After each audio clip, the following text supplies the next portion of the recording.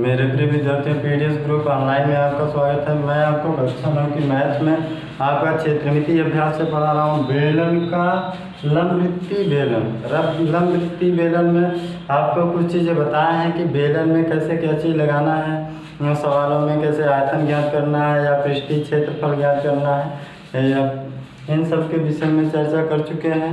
आज जो बताएंगे वह केवल आपका सवाल से होगा। तो सवालों को कैसे लगाएंगे, तो सवालों को लगाने में आपको आयतन और वक्र पृष्ठ और पृष्ठीय क्षेत्रफल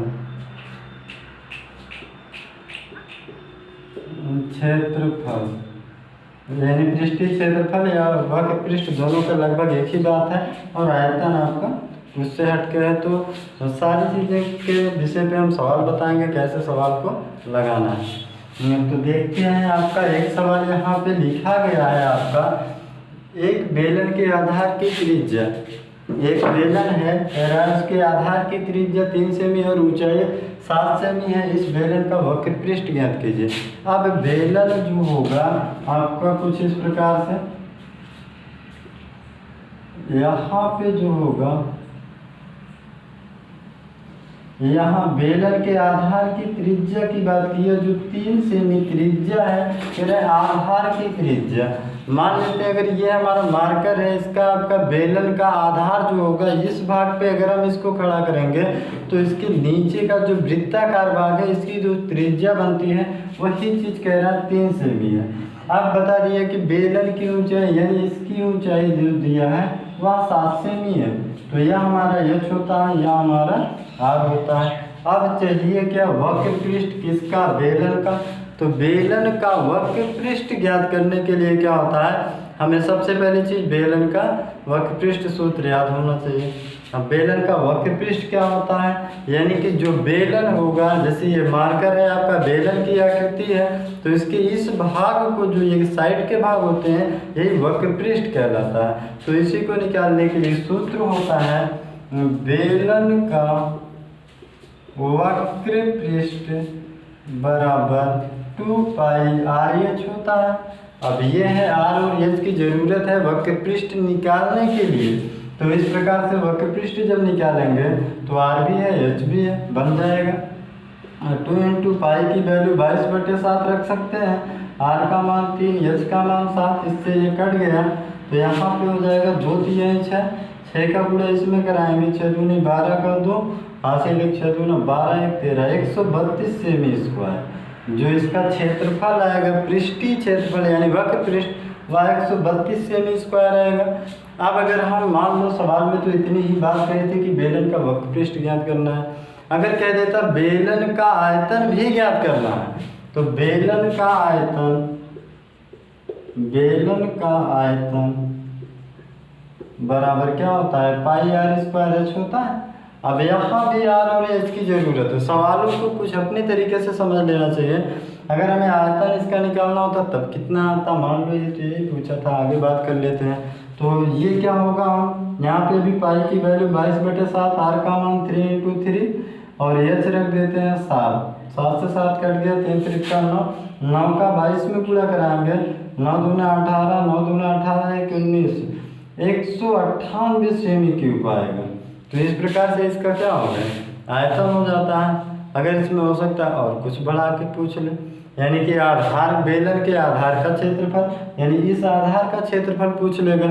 अब बताइए, कोई भी बेलन होगा तो उसका आधार कैसा होगा, वृत्त के आकार में होगा, तो उसका क्षेत्रफल तो होगा ही होगा, एरिया। तो बेलन के आधार का क्षेत्रफल क्या होता है, बेलन के आधार का क्षेत्रफल बराबर पाई आर स्क्वायर होता है। अब हम आर की वैल्यू है तो आसानी से ज्ञात कर सकते हैं। इस प्रकार से आपका जो सूत्रों से पूछेगा सवाल या कितने प्रकार से बना सकता है, तो ये सब है आपका। हो सकता है ये पूछ ले, हो सकता है बेलन की त्रिज्या दिया है, व्यास भी पूछ सकता है, कुछ भी पूछेगा। अगर हम एक बेलन के विषय में पूरी तरीके से जानते रहेंगे तो सवाल लगाने में कोई प्रॉब्लम नहीं होगी। तो उम्मीद करते हैं आपको समझ में आया होगा। तो देखते हैं एक और सवाल को। यहाँ देखेंगे इस सवाल में कह रहा है किसी लंबवृत्तीय बेलन का संपूर्ण पृष्ठ दिया है इतना। अब कह रहा है कि उसकी ऊंचाई आधार की त्रिज्या की 4 गुनी है। तो बेलन के आधार की त्रिज्या पूछ लिया है। यानी कि अगर हम बेलन को बनाते हैं तो बेलन जो हमारा होगा तो बेलन में आधार की त्रिज्या को सवाल में पूछा है, यानी आर को आर पूछा है।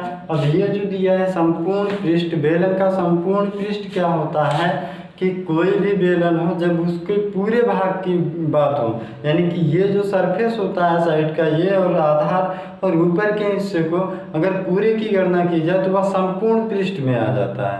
जब केवल इस भाग की बात की जाए तो वक्र पृष्ठ में आता है। तो संपूर्ण पृष्ठ, अब संपूर्ण पृष्ठ का सूत्र पता होना चाहिए। तो बेलन का संपूर्ण पृष्ठ बराबर क्या होगा 2 पाई आर और ब्रैकेट में आर प्लस एच होता है, यानी कि हमें एच चाहिए और आर चाहिए तो संपूर्ण पृष्ठ के बराबर होगा। तो यहाँ पे एक चीज़ और बीच में लिख दिया है सवाल, उसकी ऊंचाई जो है आधार की त्रिज्या की 4 गुनी है। अगर आधार की त्रिज्या आर है तो ऊंचाई कितनी होगी आर का 4 गुना, यानी कि आर का आपका जो त्रिज्या है, त्रिज्या तो ये कह दिया तो ऊंचाई एच का इसका 4 गुना होगा तो 4r हो गया। अब हमारे पास त्रिज्या r है और ऊंचाई 4r है।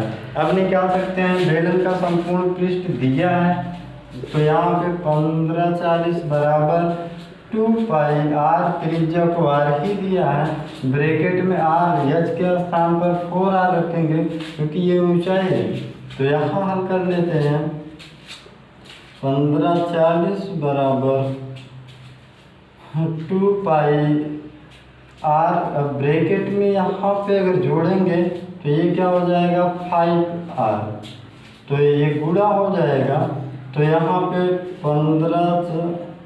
1540 बराबर 10 पाई r स्क्वायर बन जाएगा।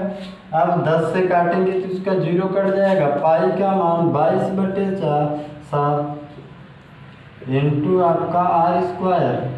11 से काटेंगे 11 दूना 22, 11 से काटेंगे 11 एकम 11, 4 बचा, ये हो गया 14, 4 बचा 44, 11 44, यानी कि 2 से काटेंगे 7 आएगा तो 7 का गुणा इधर, यानी कि r स्क्वायर बराबर क्या बचता है आपका 7 49, यानी कि 2 से 14 भी कट गया, 7 इधर बटे में इस तरफ आया गुणे में, अर्थात इन दोनों का गुणा 49। r स्क्वायर बराबर, तो r स्क्वायर बराबर 49 को 7 का स्क्वायर कर सकते हैं, इससे ये कट गया। r बराबर क्या होता है 7 सेमी, त्रिज्या आ गई।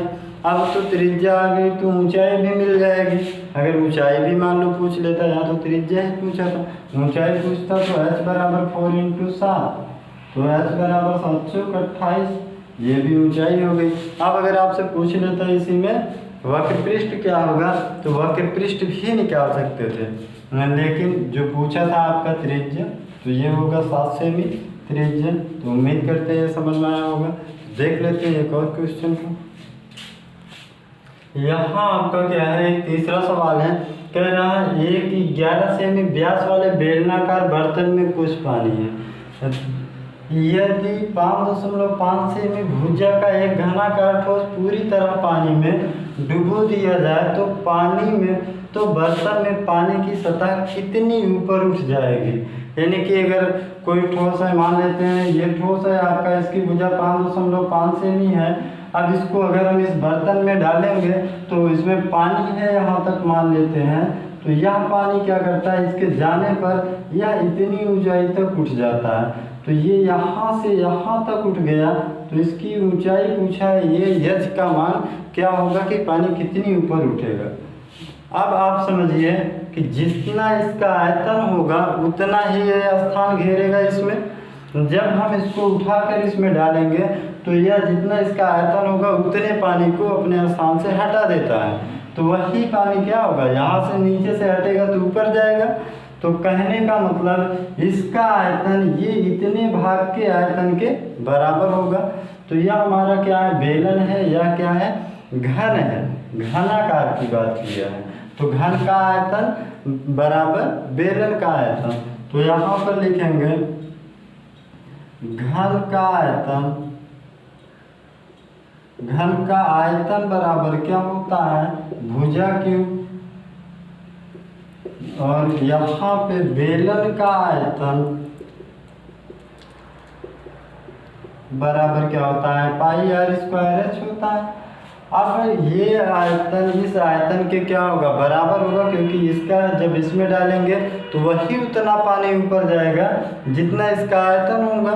तो यह ऊपर हो गया, यानी ये दोनों के बराबर पाई आर स्क्वायर एच बराबर क्या होगा इसका घन का आयतन भुजा क्यूब।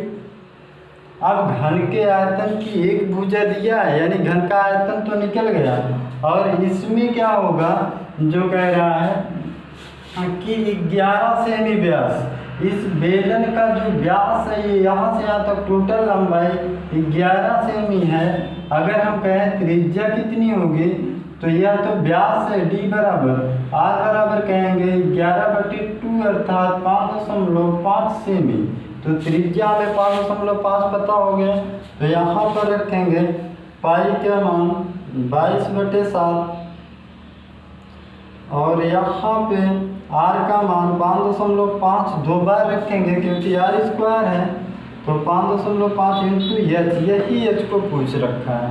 अब बराबर करते हैं भुजा क्यूब 5.5 का क्यूब। अब क्या होगा इनको हम उस तरफ भेज देते हैं, तो एच बराबर क्या होगा, इसको हम 3 बार गुणे में लिख सकते हैं 5.5 3 बार। अब क्या होगा ये बटे वाला चीज भी उधर जाएगा, गुणे में हो गया, और इधर जो गुणे में है वह बटे में आएंगे। 22 इंटू 5.5 इंटू 5.5, इससे ये दोनों कट गए। अब ये बचता है, और ये अगर हम 11 से काटेंगे 11 दूना 22, 11 पचे 55, 0.5 आएगा।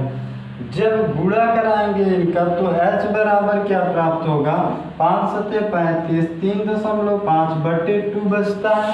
जब भाग देंगे यहाँ से h बराबर 1 आ जाएगा 0.15, 2 सते 14, बचा है 2.2। इतना सेमी क्या होगा पानी ऊपर उठ जाता है। तो इस प्रकार से ये सवाल लगेगा।